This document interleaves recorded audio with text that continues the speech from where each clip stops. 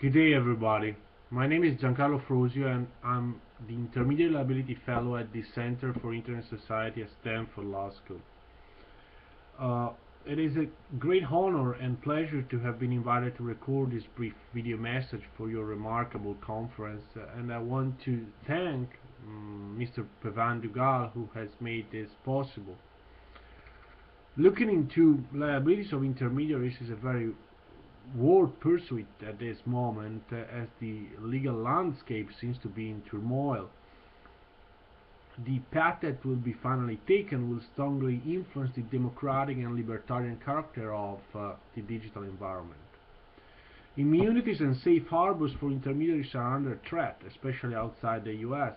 Russia recently passed an onerous copyright liability regime that internet platforms are still grappling with how to address.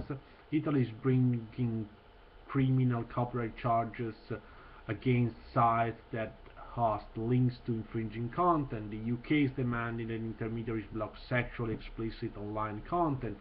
Other nations seek communication platform assistance in suppressing dissent, hate speech, online privacy violation, and the like. Companies face increasing pressure from a growing number of governments for intermediary assistance in managing unwanted online activities. So-called blocking orders are on the rise. These are orders or injunctions forcing internet service providers and platforms to block access to certain services or content in order to assist the legal system policy infringement of rights. They may target internet service providers by forcing them to block access to IP numbers, or platforms by ordering them to proactively monitor infringing content through filtering mechanisms. Several decisions in European courts and worldwide have forced internet service providers and platforms to block access to certain services content, such as very recently the Delphi case decided by the European Court of Human Rights, the Mosley case in France and Germany, the Allo streaming case in France, or the DAFRA case in Brazil. Meanwhile, some countries, for example, Spain, Italy, Turkey, and Russia, have enacted regulatory schemes to administratively enforce copyright and other rights online, and empower administrative bodies to issue blocking orders. This is done with no or very limited judicial review.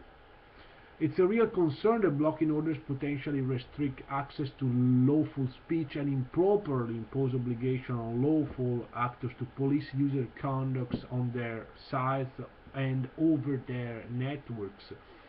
Yet, liability regimes that put platform companies at legal risk for users' online activities are a form of censorship by proxy, and thereby imperil both freedom of expression and innovation, even as government seeks to resolve very real policy problems.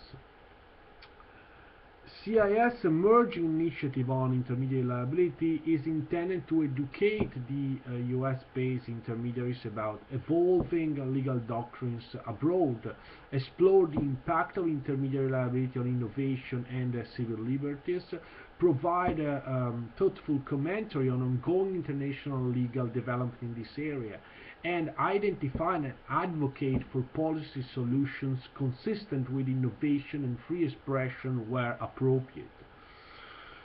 To this end, the Stanford Center for Internet Society has launched the Stanford Intermediary Liability Lab, which serves the goal of allowing the Stanford Law School community to share knowledge on intermediary liability related issues and function as an incubator for additional projects.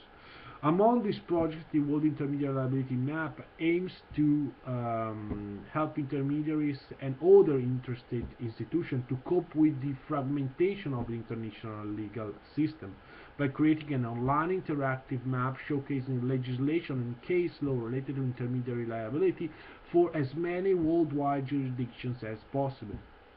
The project is ongoing, and the first critical mass of country pages will be launched very shortly. The World Intermediary Liability Map project is also serving as a pilot project to create a global intermediary liability network of scholars, contributors, and institutions that may be engaged in the next few months in drafting a commonly shared set of policy recommendations. Collaboration, contribution, and synergies with the projects we developed at Stanford CIS are always more than welcome. The CIS also organizes conferences and workshops, write blog posts and papers, and reach out to the leading communication intermediaries and other platforms.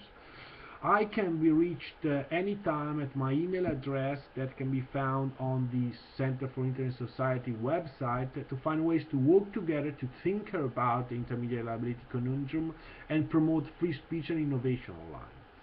I thank you very much, and please accept my best wishes for a productive and enjoyable discussion and knowledge sharing during this conference.